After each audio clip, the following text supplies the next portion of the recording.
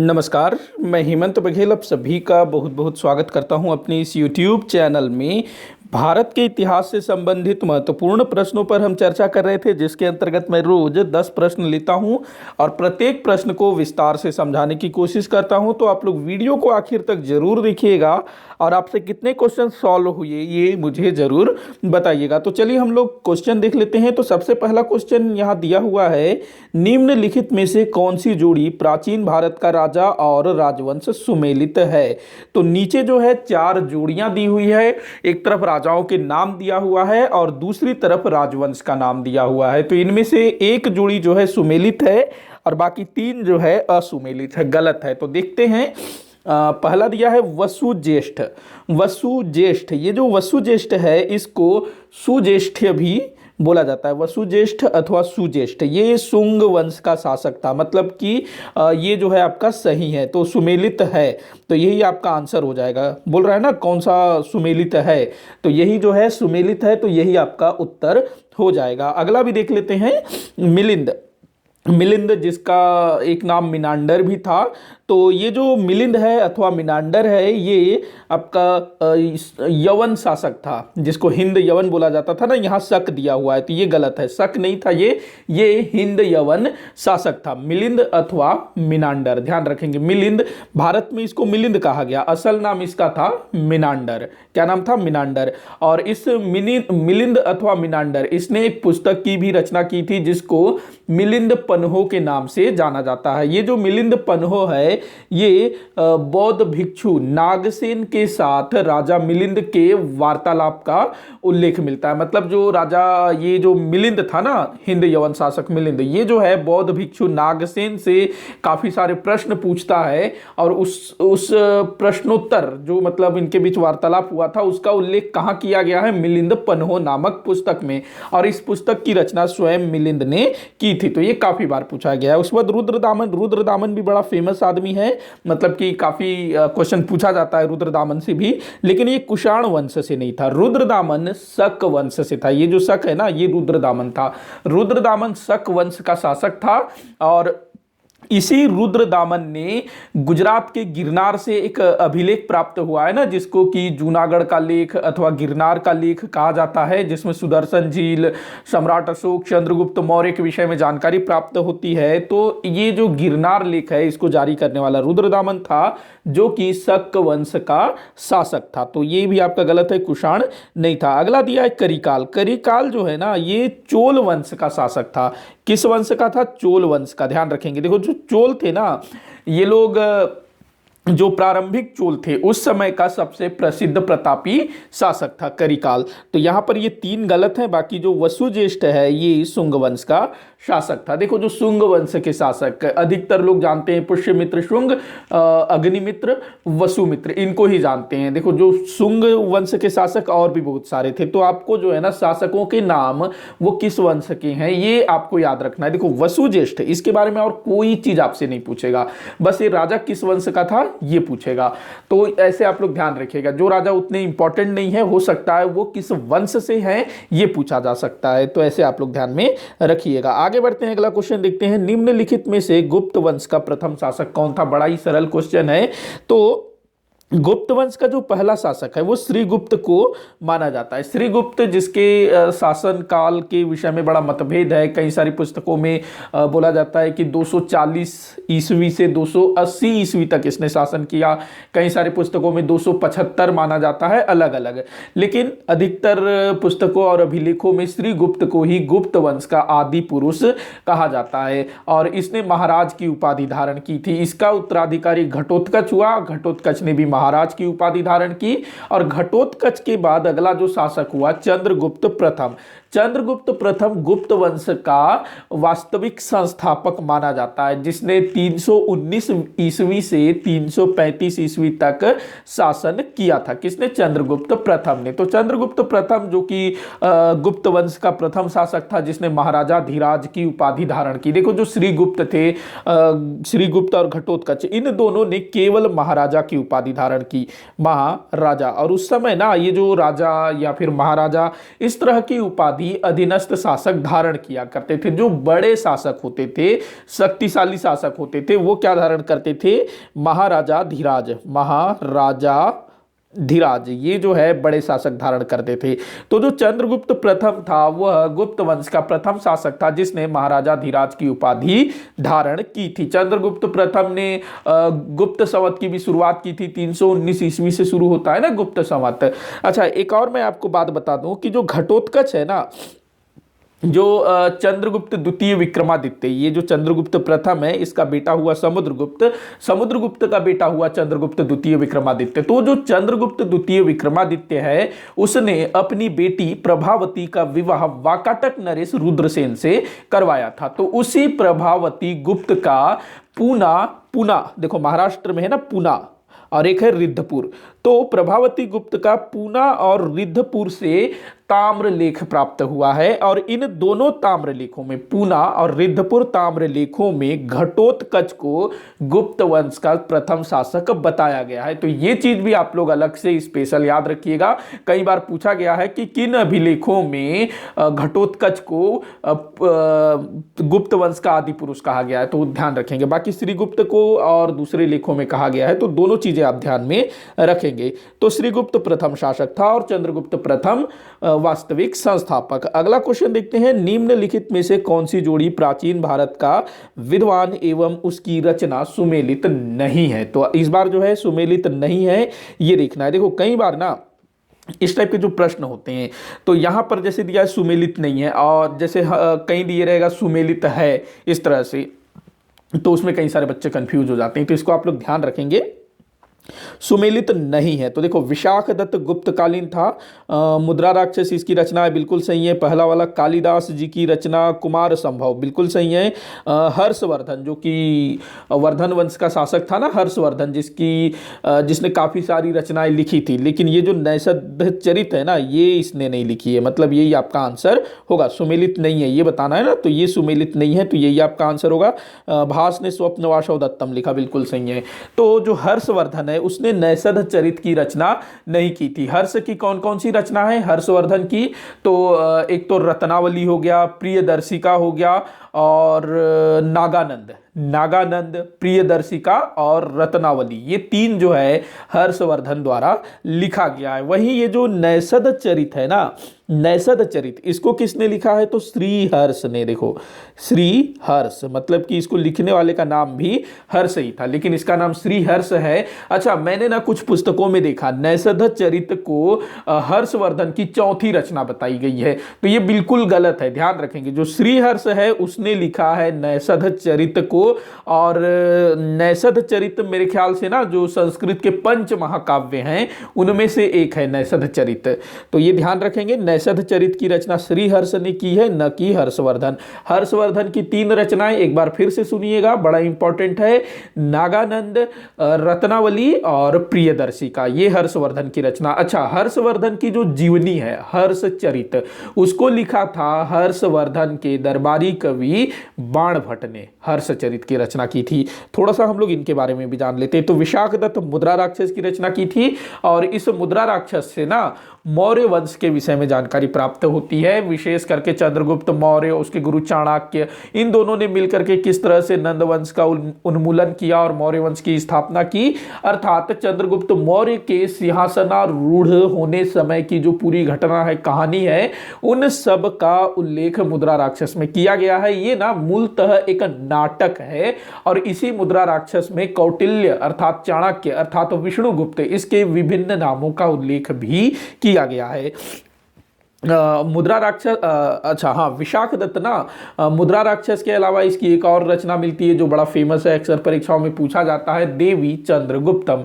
और इस देवी चंद्रगुप्तम से गुप्त वंश के शासक चंद्रगुप्त द्वितीय विक्रमादित्य के विषय में जानकारी प्राप्त होती है। बात करें महाकवि कालिदास जी की, तो इनकी रचना है कुमार संभव, और ये जो कुमार संभव है ये एक महाकाव्य है, ध्यान रखिएगा। कुमार संभव एक महाकाव्य है, महाकवि कालिदास कालिदास जी ने दो महाकाव्यों की रचना की थी, एक तो कुमार संभव और दूसरी रघुवंशम। ये जो कुमार संभव है ना, ये प्रभु जो भगवान शिव शंकर, उनकी पत्नी पार्वती और उनके पुत्र कार्तिकेय, इन तीनों के स्टोरी इसमें दी हुई है कुमार संभवम में, ध्यान रखिएगा। वहीं रघुवंशम ये जो है रामायण से संबंधित है, मतलब कि रामचंद्र जी, माता सीता, इनसे संबंधित है रघुवंशम। महाकवि कालिदास जी की अन्य रचनाओं की बात करें तो इनकी दो खंड काव्य भी है, एक मेघदूत और दूसरा ऋतु सहार। इन्होंने 3 नाटकों की रचना की थी, एक है अभिज्ञान शाकुंतलम, विक्रमोर्वशीयम और एक क्या है अभिज्ञान शाकुंतलम, विक्रमोर्वशीयम, तीसरा नाटक मालविकाग्निमित्रम, मालविकाग्निमित्रम। तो ये 3 नाटक किसके, कालिदास जी के।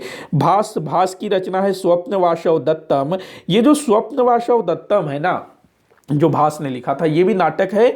इसमें जो वत्स महाजनपद हुआ करता था, जिसकी राजधानी कौशाम्बी थी, तो वहां के एक राजा हुए उदयन, तो उसी राजा उदयन को आधार बना करके ये स्वप्नवासव दत्तम नामक नाटक लिखा गया था। ध्यान रखेंगे, उदयन एक तो आपका हर्यक वंश में भी हुआ था, अजात शत्रु का बेटा था ना, मगध का जो मगध में हुआ था हर्यक वंश, बिंबिसार, फिर अजात शत्रु, फिर उदयन, ये उदयन, ध्यान रखेंगे। ये वत्स का राजा था, स्वप्नवासव दत्ता का नायक।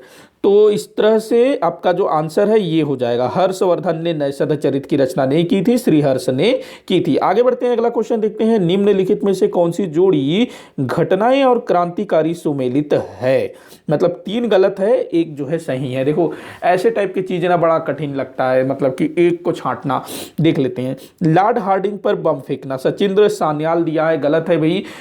ये जो लॉर्ड हार्डिंग, जिसके समय में भारत में राजधानी परिवर्तन हुआ था, पहले राजधानी कलकत्ता हुआ करता था, और जो लॉर्ड हार्डिंग साहब थे, इन्होंने ब्रिटिश भारत की राजधानी कलकत्ता से दिल्ली स्थानांतरित की थी। कब हुआ था ये? 1911 में हुआ था ना, दिसंबर 1911 में, और विधिवत जनवरी 1912 में फिर ये जो है प्रवेश करता है। मतलब दिसंबर 1911 में राजधानी परिवर्तित हो गया, उसके बाद फिर 1912 लग गया, तो उसी समय जो है लॉर्ड हार्डिंग के ऊपर बम फेंका गया था उनको मारने के लिए, ध्यान रखेंगे। लेकिन सचिंद्रनाथ सान्याल उसमें नहीं थे। कौन थे? नाम याद रखेंगे, रास बिहारी बोस। कौन थे? रास बिहारी बोस। रास बिहारी बोस, उन्होंने अपने साथियों के साथ मिल करके हार्डिंग को मारने का प्लान बनाया। बम फेंका गया, लेकिन जो हार्डिंग था वो बच गया। बाद में जो रास बिहारी बोस हैं वो फिर जापान चले गए, वो अंग्रेजों के हाथ नहीं लगे, बाकी उनके साथी पकड़ लिए गए और उनके ऊपर दिल्ली षड्यंत्र का मुकदमा चला करके उनको जो है जेल के अंदर डाल दिया गया। तो ये ध्यान रखेंगे, गलत है ये। अगला दिया है सॉन्डर्स हत्या। सॉन्डर्स हत्या, देखो जो सॉन्डर्स है ये लाहौर में हुआ था। सॉन्डर्स का जो मर्डर है लाहौर में हुआ था। खुदीराम बोस बोल रहा है भाई, गलत है। खुदीराम बोस तो 1908 में अपने दोस्त प्रफुल्ल चाकी के साथ मिल करके किंग्सफोर्ड नामक एक न्यायाधीश को मारने की कोशिश कर रहे थे, लेकिन गलती से 2 यूरोपीय महिलाएं मारी जाती हैं और प्रफुल्ल चाकी सुसाइड कर लेते हैं और खुदीराम बोस को पकड़ लिया जाता है। बाद में उन पर अभियोग चला करके उनको जो है हत्या का दोषी करार देते हुए उनको मृत्यु दंड दिया जाता है। पहली बार मतलब कि भारतीय क्रांतिकारियों में सबसे पहले खुदीराम बोस जी को ही फांसी दी गई थी। तो ये आप लोग ध्यान में रखेंगे। 1908 की घटना है ये। और सॉन्डर्स हत्याकांड तो भाई बहुत बाद में हुआ था, जब साइमन कमीशन का विरोध कर रहे थे लाला लाजपत राय, तो उन पर स्कॉट नाम के एक अंग्रेज सैन्य अधिकारी ने डंडों से वार किया था, जिससे लाला लाजपत राय जी की मृत्यु हो जाती है। बाद में क्रांतिकारी दल के युवक वो जो है लाला लाजपत राय की हत्या का बदला लेने की ठानते हैं, और वो जो स्कॉट था, स्कॉट अंग्रेज सैन्य अधिकारी, उसको मारने का प्लान बनाते हैं। लेकिन गलती से ये जो सॉन्डर्स है ये मारा जाता है, स्कॉट बच जाता है। चूंकि ये भी ब्रिटिश मतलब अंग्रेजों के पुलिस में शामिल था, तो चलो ठीक है, वो लोग खुश हो जाते हैं, चलो कोई तो मरा। तो सॉन्डर्स को मारा गया। मरना किसको था? स्कॉट को। तो किसने मारा था? तो भगत सिंह, चंद्रशेखर आजाद, इन लोगों ने मिल करके इसकी हत्या की थी। विशेषकर हत्या नहीं कहेंगे, वध किया था भाई। मतलब था ना ये अंग्रेज, तो भगत सिंह जी का नाम इसमें विशेष उल्लेखनीय है। तो ये आपका गलत है। चिटगांव शस्त्रागार लूट, चिटगांव ना बंगाल में है और ये अंग्रेजों का शस्त्रागार था जहां पर वो लोग अपना हथियार, गोला बारूद सब कुछ रखा करते थे। तो एक तरह से जो हमारे क्रांतिकारी बंधु थे उन्होंने तय किया कि भाई हम लोग जो है अंग्रेजों के शस्त्रागार को लूट लेते हैं। एक तो ये होगा कि हमको बहुत सारा शस्त्र मिल जाएगा, हथियार, गोला बारूद मिल जाएगा, दूसरा अंग्रेजों को इससे बड़ा क्षति होगा। तो ये काम किया था सूर्यसेन ने। तो ये वाला बिल्कुल सही है, ये जो जोड़ी है बिल्कुल सही है। क्रांतिकारी सूर्यसेन ने ये जो चिटगांव शस्त्रागार है उसमें धावा बोल दिया था, लूट लिया था। तो ये अपने आप में बड़ा मतलब एक काम था। तो सूर्यसेन इससे संबंधित है, बिल्कुल सही है। अगला भी देख लेते हैं। केंद्रीय विधानसभा में बम विस्फोट दिया है चंद्रशेखर आजाद। देखो केंद्रीय विधानसभा में ये 1929 की घटना है। तो ये जो केंद्रीय विधानसभा में जो बम फेंकने की जो योजना थी उसमें चंद्रशेखर आजाद सम्मिलित अवश्य थे, लेकिन इस घटना को अंजाम देने में चंद्रशेखर आजाद शामिल नहीं थे। मतलब कि दो लोगों को चुना गया था जो कि इस घटना को अंजाम देने वाले थे। एक थे शहीद भगत सिंह और दूसरे थे बटुकेश्वर दत्त। चंद्रशेखर आजाद शामिल अवश्य थे। अगर बोलता कि योजना में सम्मिलित थे ठीक है, लेकिन यहां पर इस घटना है ना, घटना में ये शामिल नहीं थे। बटुकेश्वर दत्त और भगत सिंह जी शामिल थे। तो इसको भी हम लोग गलत मान लेंगे, योजना में अवश्य शामिल थे। तो यहां पर आपका जो श है यही सही उत्तर है। आगे बढ़ते अगला क्वेश्चन देखते हैं। सुमेलित करने को बोल रहा है। एक तरफ ना किताबों के नाम दिया हुआ है और दूसरी तरफ उसके लेखकों के नाम। तो देख लेते हैं। पहला दिया है अनहैप्पी इंडिया। अनहैप्पी इंडिया, इसका ना हिंदी संस्करण में नाम है दुखी भारत। मैंने पढ़ी है ये पुस्तक, लाला लाजपत राय जी ने इसको लिखा है। बहुत अच्छी पुस्तक है। आपके अगर आपको मिलता है तो आप इसको जरूर पढ़िएगा, दुखी भारत, अनहैप्पी इंडिया। उसके बाद इंडिया डिवाइडेड, ये भी मैंने पढ़ी है। इंडिया डिवाइडेड, भारत विभाजन, सॉरी ये ना खंडित भारत के नाम से है, खंडित भारत के नाम से ये पुस्तक, और डॉक्टर राजेंद्र प्रसाद जी ने इसको लिखा है। इसमें ना उन्होंने भारत का जो विभाजन हुआ वो मतलब क्यों नहीं होना चाहिए था, मतलब कि हम जो भारतीय है वो कभी भी अलग नहीं थे, वो चीज को उन्होंने बड़े अच्छी तरीके से लिखा है कि जहां भारतीय जाति पाति को मानते हैं कि वो अछूत है, उसको नहीं छूना है, इस टाइप से वो बात करते हैं, लेकिन इसके बावजूद भी भारतीय कभी भी अलग नहीं थे। ये इन्होंने इसमें बढ़िया लिखा है। चाहे वो हिंदू हो, चाहे वो मुस्लिम हो, या फिर हिंदुओं में ही अलग अलग जाति क्यों ना हो, अलग अलग होने के बावजूद भी सब एक हैं। ये बड़े अच्छे तरीके से लिखा है। यहां पर मुझे एक बात याद आ रहा है, इन्होंने लिखा है कि जो पहले क्या होता था, अलग अलग राजे महाराजे होते थे। कई सारे जो है राजे महाराजे ऐसे होते थे जो जाति में निम्न दृष्टि के होते थे, लेकिन वो भी जो है उच्च कुलीन राजाओं के यहाँ या फिर उन लोगों के यहाँ जाते थे तो उनके लिए अलग बर्तन होते थे, सबके लिए अलग अलग जातियों के हिसाब से, और उनको उस हिसाब से खाना परोसा जाता था। लेकिन कोई भी उस चीज़ को बुरा नहीं मानता था। क्यों? क्योंकि सब इस जाति व्यवस्था को मानते थे, खुश थे। हालांकि इस तरह से जो गलत है, लेकिन कोई जो है इस चीज़ को बुरा नहीं मानता था। बाद में अंग्रेज आए और उन्होंने क्या किया, फूट डालो राज करो की नीति। भाई मुसलमान हो तुम्हारे लिए अलग प्रतिनिधि, तुम सिख हो तुम्हारे लिए अलग विधायक होगा, अलग सांसद होगा। यही चीज जो है वो हरिजनों के साथ भी कर रहे थे, लेकिन महात्मा गांधी जी अड़ गए कि हरिजनों के लिए पृथक निर्वाचन नहीं होगा, भले उनको आरक्षित सीट अधिक दे दो। तो ये चीज है, हम लोग देखेंगे इस चीज को आगे। तो डिवाइडेड इंडिया अर्थात खंडित भारत, डॉक्टर राजेंद्र प्रसाद पढ़िएगा, बहुत अच्छी पुस्तक है। न्यू इंडिया एनी बेसेंट जी ने लिखा है, ये मैंने नहीं पढ़ी है। Song of India Sarojini Naidu. तो ये आपका आंसर हो जाएगा 3 4 1 2, 3 4 1 2 आपका उत्तर हो जाएगा। ये इस तरह की किताबें अगर आपको मिलती है ना तो जरूर से पढ़िएगा।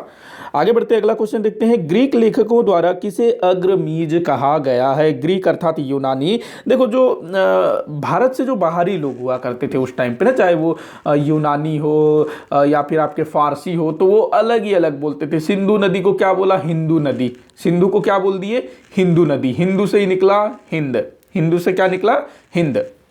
वहीं उधर जो यूनान वाले, उन्होंने सिंधु को क्या बोला? इंडस। इंडस से निकाल दिया इंडिया। ऐसे अलग अलग बोलते थे। तो हमारे भारत के जो राजे महाराजे थे उनको भी वो अलग अलग नामों से पुकारते थे। वैसे हमारे भारत वाले भी कम नहीं थे। अलेक्जेंडर नहीं बोल पाते थे, क्या बोला उसको? सिकंदर। अलेक्जेंडर को क्या बोला? सिकंदर। तो वैसे ही तो किसको अग्रमीज कहा गया? अग्रमीज। देखो अजात शत्रु जो कि हर्यक वंश का शासक था, दूसरा शासक, अपने पिता की हत्या की थी इसने। चंद्रगुप्त मौर्य, भाई चंद्रगुप्त मौर्य को तो अलग ही अलग नाम दे दिए थे।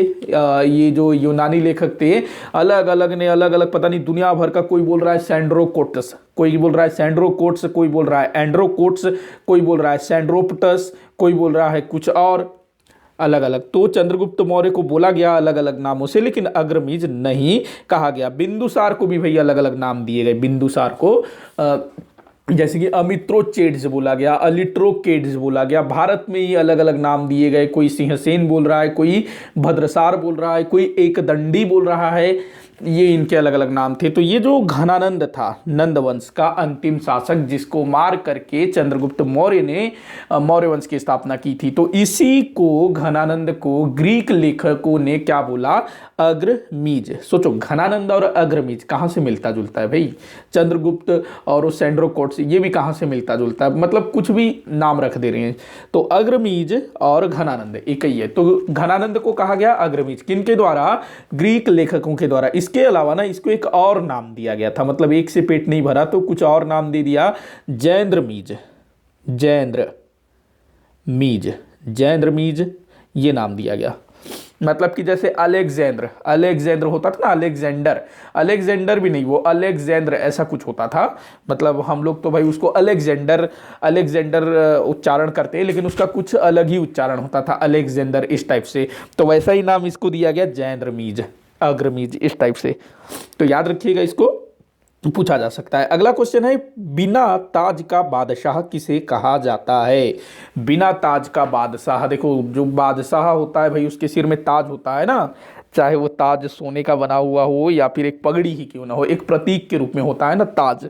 तो बिना ताज का बादशाह किसको बोला जाता है। तो भाई यहाँ पर जितने लोगों के नाम है, कोई किसी राज्य के तो बादशाह राजा तो है नहीं, जैसे कि दादा भाई नौरोजी हो गए, सुरेंद्रनाथ बनर्जी हो गए, सत्येंद्रनाथ टैगोर, बाल गंगाधर तिलक, सब राष्ट्रीय आंदोलन से जुड़े हुए थे। दादा भाई नौरोजी, जिनको कि द ग्रैंड ओल्ड मैन बोला जाता है ना, ग्रैंड ओल्ड मैन बोला जाता है दादा भाई नौरोजी को, तो इनको तो नहीं बोला जाता। ये जो सुरेंद्रनाथ बनर्जी है ना, इन्हीं को बोला जाता है बिना ताज का बादशाह, सुरेंद्रनाथ बनर्जी जो कि कांग्रेस से जुड़े हुए थे, और इन्होंने ना आईसीएस की परीक्षा भी उत्तीर्ण की थी। आईसीएस, इंडियन सिविल सर्विस की परीक्षा उत्तीर्ण की थी सन 1868 में। और सिलहट, जो कि बंगाल में एक स्थान है सिलहट, तो वहां पर सहायक दंडाधिकारी के रूप में इनकी पोस्टिंग भी होती है। लेकिन अंग्रेज ना कभी भी नहीं चाहते थे कि भारतीय व्यक्ति उच्च पदों पर कार्य करे। उन्होंने हालांकि डलहौजी के टाइम पर ये मतलब घोषणा कर दिया, 1853 में जो हुआ था ना, घोषणा पत्र आया था 1853 का, तो उसके तहत ये बोला गया कि कोई भी व्यक्ति ब्रिटिश क्षेत्र में रहता हो, चाहे वो कहीं भी, चाहे वो अंग्रेज हो, चाहे वो भारतीय हो, कोई भी हो, वो जो है सिविल सर्विस की परीक्षाओं में शामिल हो सकता है और अपनी योग्यता के बल पर कोई भी पद पा सकता है। लेकिन अंग्रेजों ने ना ये कोशिश की, ठीक है ये बोल दिया, लेकिन ये कोशिश की कि कोई भी भारतीय ये परीक्षा न दे सके। ठीक है, कोई परीक्षा दे तो उत्तीर्ण न हो सके, ठीक है, कोई उत्तीर्ण हो गया तो उसको काम करने नहीं दिया जाएगा, छोटी छोटी बातों पर ना बर्खास्त कर दिया जाता था। तो सुरेंद्रनाथ बनर्जी को मामूली सी बात के लिए बर्खास्त कर दिया गया, वो सहायक दंडाधिकारी के पद में थे। अच्छा, प्रथम व्यक्ति जो कि आईसीएस के लिए चुने गए थे वो थे सत्येंद्रनाथ टैगोर। कौन थे? सत्येंद्रनाथ टैगोर, जो कि रविंद्रनाथ टैगोर जी के बड़े भाई थे, और ये ना 1867 में आईसीएस की परीक्षा उत्तीर्ण की थी, और सुरेंद्रनाथ बनर्जी ने 1868 में, तो एक साल का फर्क। तो सत्येंद्रनाथ टैगोर प्रथम थे, ध्यान रखेंगे। सत्येंद्रनाथ टैगोर यहाँ दिया हुआ है ना, तो इन्होंने 1867 में और ये 1868 में, ध्यान रखिएगा। बाल गंगाधर तिलक, जिनको अशांति का जनक ऐसे ही कुछ बोला जाता है ना, अशांति का जनक ऐसे ही कुछ कहा जाता है, मैं बताऊंगा आगे आपको। तो वो बिना ताज का बादशाह सुरेंद्रनाथ बनर्जी। आगे बढ़ते हैं, अगला क्वेश्चन देखते हैं। मुगल काल में किस भाषा को रेखता कहा जाता था? रेखता, तो ये बोला जाता था उर्दू को। देखो जो उर्दू है ना, ये भारतीय भाषा और जो मध्य एशिया की जो भाषाएं थी, तुर्की, अरबी, फारसी, उन सब से मिलकर के, मतलब कि एक तरफ जो है तुर्की, अरबी, फारसी, दूसरी तरफ भारत में बोली जाने वाली भाषाएं, इन दोनों का एक प्रकार से मिश्रण है। क्योंकि देखो जो उर्दू है वो हूबहू हिंदी के समान लगती है। कई सारे जो वर्ड है वो थोड़े से मोटे मोटे वर्ड जो अरबी, फारसी, तुर्की से सीधे ले लिए गए हैं, तो वही वर्ड आप लोगों को समझ में नहीं आएगा। बाकी पूरी तरह से हिंदी ही है, आप ये समझ सकते हो उर्दू। अगर आप पाकिस्तान का कोई भी टीवी शो, मूवी या फिर न्यूज़ चैनल आप खोल के देखेंगे तो आपको लगेगा कि भाई आप कोई इंडियन चैनल ही देख रहे हो। हाँ, बीच बीच में वो जो है कुछ भारी भारी वर्ड वो लोग यूज़ करते हैं, तो उससे आपको लगेगा कि हाँ ये उर्दू है। नहीं तो हिंदी और उर्दू में बोलचाल में, क्योंकि बोलचाल में कोई भारी भारी वर्ड यूज़ नहीं करता है, नॉर्मल शब्द ही प्रयोग करते हैं। तो ये ध्यान रखेंगे, उर्दू को ही रेखता कहा जाता था, हिंदी को ना हिंदवी कहा जाता था। क्या कहते थे हिंदी को? हिंदवी। हिंदवी यहाँ पर आधा न आएगा, हिंदवी कहते थे हिंदी को। फारसी मुगलों की राजकीय भाषा थी, ध्यान रखेंगे, मुगलों की राजकीय भाषा फारसी थी। और जब अंग्रेज आए ना तो उन्होंने भी कुछ समय तक फारसी को ही अपने कामकाज की भाषा बनाए रखी थी। जब फिर लॉर्ड मैकाले जब आता है, फिर अंग्रेजी माध्यम होगा, उसके बाद ही फारसी को हटाया जाता है। नहीं तो राजकाज की भाषा फारसी ही हुआ करती थी। लॉर्ड वेलेजली जिसने सहायक संधि की शुरुआत की थी, भाई उसने तो कलकत्ता में कॉलेज की ही स्थापना कर दी थी, जिसको फोर्ट विलियम कॉलेज बोला जाता है ना, कलकत्ता में स्थापित हुआ था 1800 में। तो वो किस लिए स्थापित हुआ था? वहां पर अंग्रेज व्यक्तियों को, जो वो यहाँ पर नौकरी करने आते थे, चाहे सैनिक के रूप में, चाहे कर्मचारी अधिकारी के रूप में, तो वहां उनको भारतीय भाषाएं सिखाई जाती थी, विशेष करके फारसी, ये सब चीजें। तो शुरुआत में जो अंग्रेज थे वो भारतीय भाषा में ही काम करते थे, और जितने भी अंग्रेज आए ना, चाहे वो कोई भी हो, तो वो फारसी जानते थे, क्योंकि उनको पता था कि यहाँ पर फारसी बोली जाती है। तो बाकायदा उन्होंने यहाँ सीख करके आए थे। जब वो मुगल दरबार में जाते थे ना जहांगीर की चाकरी करने के लिए, जहांगीर का चमचागिरी करने के लिए, तो पूरा फारसी वगैरह बोलते थे। तो उससे जो है सामने वाला खुश हो जाता था कि भाई ये दूर देश से आया है, हमारी बोली बोल रहा है। तो ये इसी चक्कर में हमारे भारत के जो राजे महाराजे बादशाह सब जो है बर्बाद हो गए। तो उर्दू को बोलते थे रेखता। अगला क्वेश्चन है, निम्न में से किसका निर्माण कृष्णदेव राय ने नहीं करवाया था? कृष्णदेव राय विजयनगर साम्राज्य के सबसे महानतम शासक थे। किस वंश के थे? तो विजयनगर साम्राज्य में 4 राजवंशों ने शासन किया। सबसे पहला संगम वंश, दूसरा था सलू वंश, तीसरा था तुलु वंश, चौथा था आरविडु वंश। तो ये जो है तुलु वंश से संबंधित थे, जो तीसरा राजवंश था ना, तुलु वंश। कृष्णदेव राय, तो इन्होंने नागल्लपुर नामक नवीन नगर की स्थापना की।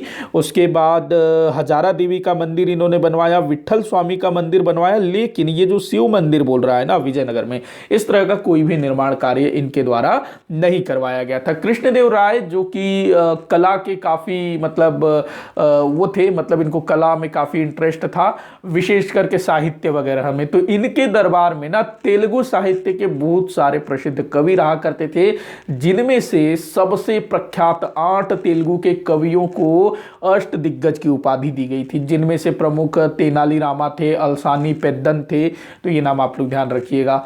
तो इसको ध्यान रखेंगे। आगे बढ़ते हैं, अगला क्वेश्चन देखते हैं। हड़प्पा सभ्यता का अब तक प्राप्त सबसे बड़ा भवन कौन सा है? हड़प्पा सभ्यता जिसकी खोज 1921 में की गई थी, और सबसे पहले खोजा गया नगर कौन सा था? तो हड़प्पा ही था। देखो इतिहास में एक परंपरा है कि जब भी कभी किसी नवीन सभ्यता के विषय में जानकारी प्राप्त होती है तो उस सभ्यता का नाम किस तरह से रखा जाएगा। तो इसके लिए ये होता है कि सबसे पहले उस सभ्यता के प्रमाण जिस स्थान से प्राप्त हुए हैं उसी स्थान से उस सभ्यता का नाम रखा जाता है। तो हड़प्पा सभ्यता के विषय में सबसे पहली जो जानकारी है इसी हड़प्पा से मिला था, तो इसी कारण से इस सभ्यता को हड़प्पा सभ्यता कहा जाता है। और चूंकि इस सभ्यता का विस्तार सिंधु नदी और उसके आसपास के क्षेत्रों में था, इस कारण उसको सिंधु नदी सभ्यता कहा गया। लेकिन आज के समय में तो भाई सिंधु अफवाह तंत्र के काफी दूर दूर से इस सभ्यता के साक्ष्य मिल गए हैं। हम लोग अपने क्वेश्चन पर आते हैं। तो हड़प्पा सभ्यता का अब तक प्राप्त सबसे बड़ा भवन कौन सा है? तो हड़प्पा में अन्नागार मिला है। हड़प्पा जो नगर है ना वहां अन्नागार मिला है। उसके बाद मोहनजोदड़ो में भी एक अन्नागार मिला है। मोहनजोदड़ो का स्नानागार, स्नानागार को भवन नहीं कहेंगे तो ये तो भाई अपने आप ही कट जाएगा। मोहनजोदड़ो का सभा भवन, तो इनमें से जो सबसे बड़ा भवन है वो था मोहनजोदड़ो का अन्नागार। देखो मोहनजोदड़ो में जो अन्नागार जहां पर ये लोग अनाज वगैरह रखा करते थे वो सिंधु घाटी सभ्यता या फिर कहें हड़प्पा सभ्यता से अब तक प्राप्त सबसे बड़ा भवन है। ध्यान रखिएगा, हड़प्पा में भी है अन्नागार, लेकिन हड़प्पा का जो अन्नागार है वो इसकी तुलना में थोड़ा छोटा है। इसके अलावा लोथल में भी अन्नागार है, कालीबंगा में भी अन्नागार है, और नगरों से भी अन्नागार प्राप्त हुआ है और दूसरे भवन भी प्राप्त हुए हैं, लेकिन उन सब में तुलना करें तो ये जो मोहनजोदड़ो का अन्नागार है ये सबसे बड़ा है। तो ध्यान रखेंगे इसको। और ये जो स्नानागार है ये भी अपने आप में उल्लेखनीय है, लेकिन चूंकि ये तो भाई भवन नहीं है ना। अच्छा, एक और जो अन्नागार है ना वो पक्की ईंटों से बना हुआ है। ध्यान रखेंगे, पक्की ईंटों से बनाया हुआ है ये जो अन्नागार है। और एक इतिहासकार है व्हीलर, आप लोगों ने नाम पढ़ा होगा हड़प्पा सभ्यता पढ़ने टाइम पर। तो व्हीलर, ये जो व्हीलर है इसने इसको अन्नागार कहा है। तो ये भी कभी कभी पूछ लिया जाता है किसने इसको अन्नागार कहा है, और बाद में फिर बाकी जो दूसरे इतिहासकार हैं उन्होंने भी इनका समर्थन किया कि हाँ भाई ये तो अन्नागार ही है, दूसरा नहीं हो सकता। जबकि जो सभा भवन है ना इसको लेकर के थोड़ा सा मतलब असमंजस है। कुछ बोलते हैं सभा भवन है, कुछ बोलते हैं ये पुरोहितों का आवास है, या फिर कोई बोलता है बाजार लगता रहा होगा, शॉपिंग कॉम्प्लेक्स इस टाइप से, लेकिन अधिकतर जो है सभा भवन बोलते हैं। तो ये मोहनजोदड़ो में तो सबसे बड़ा सबसे बड़ा जो भवन है वो मोहनजोदड़ो से प्राप्त अन्नागार है। ध्यान रखिएगा। तो इसी के साथ आज का ये वीडियो यहीं पर समाप्त होता है। आप लोग मुझे कमेंट करके बताइएगा कि आपसे कितने क्वेश्चन सॉल्व हुए। किसी भी क्वेश्चन में किसी भी तरह का कोई भी डाउट हो या मेरे द्वारा जो जानकारी दी गई है उसमें अगर आप लोगों को डाउट लगता है तो मुझे कमेंट करके जरूर बताइएगा, मैं उसको सॉल्व करने की कोशिश करूंगा। वीडियो को जितना हो सके आप उतना शेयर कर दिया करिएगा, और वीडियो अच्छा लगता है तो लाइक जरूर करिएगा। और आप लोगों के जो भी सुझाव हो इसमें क्या सुधार करना है और किस तरह से क्वेश्चन करना है तो ये मुझे जरूर बताइएगा। वीडियो को जितना लाइक भी करिएगा, और वीडियो को आखिर तक देखने के लिए बहुत बहुत धन्यवाद।